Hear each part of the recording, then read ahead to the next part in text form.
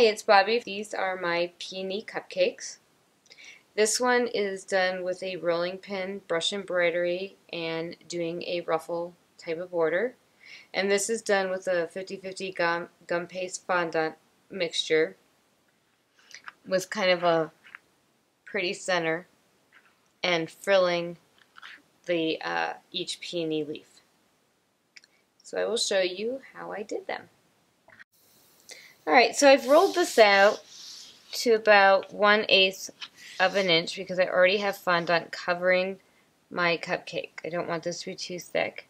And I need it to be thick enough that I can take the rolling pin to it. So I'm going to take this peony rolling pin using constant even pressure to my fondant. And I have added just a little bit of gum tarragon to the fondant, and I will show you why in just a second. And I'm going to look and see, because I'm coming in with my circle cutter, and this one has given me the best imprint. So I'm going to take my circle cutter, I'm going to twist so I get a nice clean cut. I'm going to get this out of the way. I'm about to make a little bit of noise because I have to put it back in the bag. I'm going to take my offset spatula,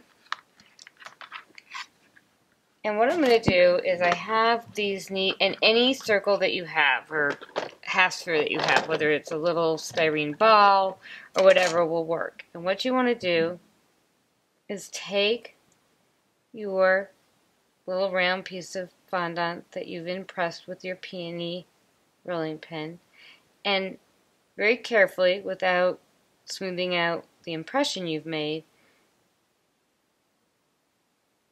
let it dome. And this needs to dome for about 20 minutes, just like that. And you can put it, I'm going to put it off to the side for now. And that is why the gum tarragon is in there. I have one already made up so that we can just begin. And you can attach it with royal icing. I'm actually going to make a little ruffle border and attach it with the ruffle border. Now, when doing a ruffle border, I'm using a 104 Wilton tip for this. You want to start with your widest end pointing down, and you just want to, with even pressure, releasing a little bit as you come back up, ruffle your border out. Now, because I am going to be adding my fondant dome to this, I'm going to do something a little bit different. If you're going to be ruffling a cookie and you're not going to be adding anything domed on it, you don't have to do this. But I'm going to almost do like a brush embroidery. I just want to smooth it out so that when I do add my dome, I don't have gaps. You don't have to do this to ruffle. This is just something that I'm doing so that that dome does not sit awkwardly. So we're just going to go around the cupcake, ruffling back and forth. And the ruffle is a neat decorating technique for all sorts of things. For a clown's collar, if you were going to make like a clown cake, to do as a border on a cake, or as a cookie, or a blanket for a little bassinet cookie. You can do so much with this particular tip. I love working with different ruffle tips, and I have special ruffle tips. I actually did one for a buttercream cupcake just recently, if you want to take a look at that with a number 50 ruffle tip. But right now I'm just working with the normal petal tip 104. Depending on the size of what you were working on, if I was on a small cookie, I would go down maybe to a PME 1 or a PME or you go down to a Wilton 101, just depending on what you're doing. You just want to ruffle all the way around. And like I said, I am stopping in between only so that I can go ahead and smooth out the back end. So when I add that dome, like I said, it won't be odd and lay crooked. And as long as you start at the same place and come back to the same place, your ruffles should be fairly even. So this is a really easy border to do. It doesn't take very long, as long as I have enough royal icing in my bag.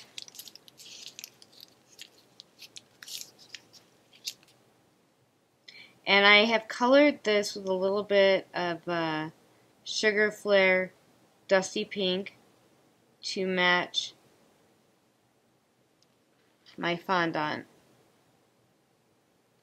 And I am going to be painting the ruffles. You want to keep your ruffles a little bit straight. That one, a tad cockeyed, but I fixed it when I went in to smooth it out. So as you can see, I am not piping towards me, I'm more piping away from me. Rather than starting closest to me, I'm starting furthest away from me. And depending on which direction you want to go, you can get all sorts of neat little designs. You can go up the side and get almost a layering technique. I'm just going to go back and wet this just a little bit so that when I add this dome it will stick. So we're going to bring in our dome, and I'm going to center it carefully so I don't squish my ruffles. You can see that's not centered. There we go. That's better. And just gently push down. Your ruffles will smush out a little bit, but they'll stay ruffled. The next thing that we're going to do is we're just going to do some brush embroidery. So start at one end of your cupcake. Depending on how you cut, you might have 2 flowers, you might have 1. It looks like I have 2. So I'm going to brush embroidery this first. And I am working with a stiff consistency royal icing and a number 2 PME tip. I was working with a stiff consistency royal icing for the ruffles. And you've seen me brush embroider several times, so I'm just going to show you a little bit of this so you're not too bored. With brush embroidery, you do not have to be as precise as you do with all your other piping. You just have to zigzag. And with a very light and damp brush, bring that royal icing down towards the center. Start on your outside and work your way in. So we'll do 1 full row so you can see. And this is raised because the design is raised. So it will accentuate the peony petals. And obviously this is just an impression of a peony. The other cupcake that you saw was a more realistic peony. So I'm just finishing up the brush embroidery. I've done the whole other side. At this point, the only thing you really need to be careful about is your little ruffles. You don't want to damage them with your hands. They're not quite dry yet. It will probably be, I would say, a good 3 hours before I would paint on these guys.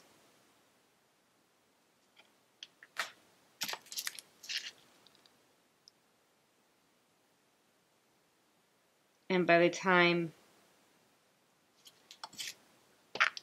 your ruffles are completely dry, so will your brush embroidery be completely dry. The brush embroidery obviously is going to dry much faster and before your ruffles.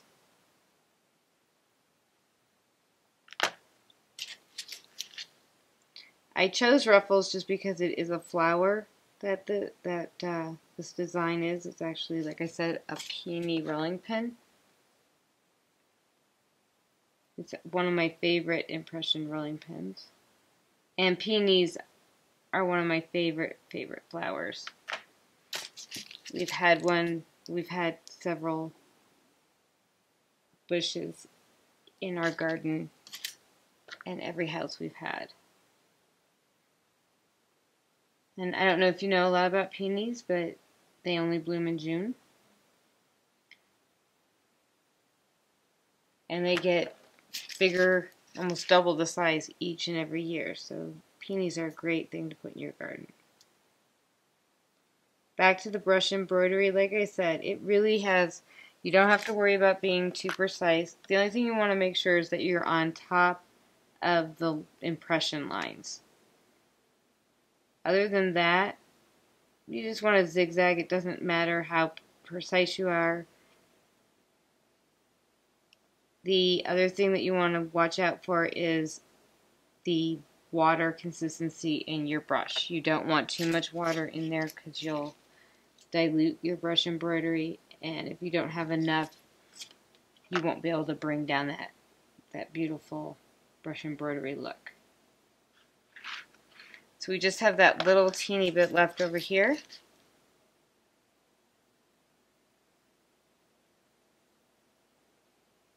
And then we can go and paint. I have another cupcake standing by, anxiously waiting for me to show you how to paint it, so you don't have to wait the 3 to 4 hours. Obviously you wouldn't be waiting 3 to 4 hours, but you don't have to wait to see me do it.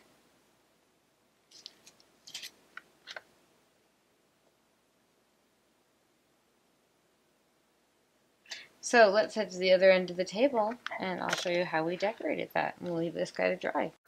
So in my palette I have mixed Peony Pink, and it's actually called Peony Luster Pink, and Fairy Pink because I felt the Peony Pink was a little bit too intense for this cupcake. And the first thing I want to do is just get inside here to the little like stamens of the peony and just color them.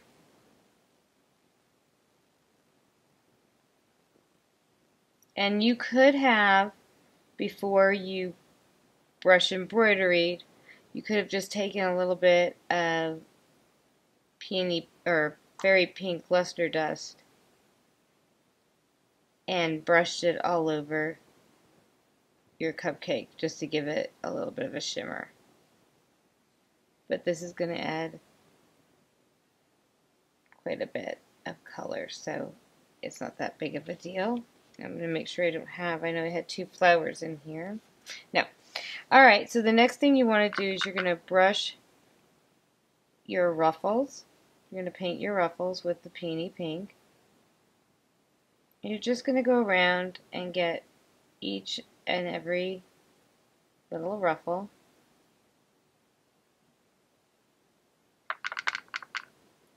With your Peony Pink mixture, mixed with the Fairy Pink.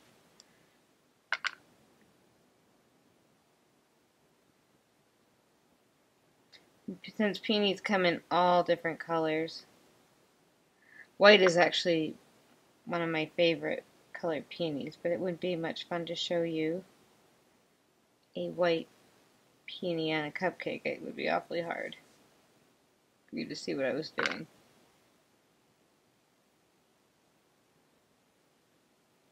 So I'm going to finish going around, and then when we get into the brush embroidery I will come back. So we're going to go ahead and brush paint our brush embroidery. And on this I added a tad more of my Fairy Pink to the Peony Pink just to lighten it up a hair. I felt it was maybe a little too dark to come up in here. And I didn't want it to be as dark as my stamens. It looks like I need just a little bit more alcohol.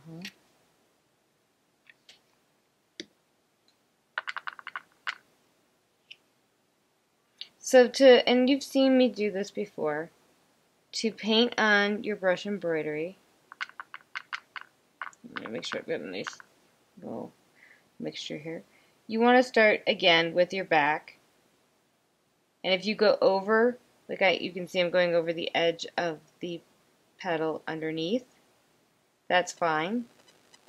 It makes your job easier. You don't have to go back in and get the backs of your brush embroidery because they are raised, like I said. And you just want to kind of, or not kind of, you totally want to follow the line of your brush embroidery and bring it just down to where the royal icing ends. I would not come in to where your fondant is and there is no royal ice, or no no royal icing, excuse me. And just go all around your cupcake and paint your brush embroidery.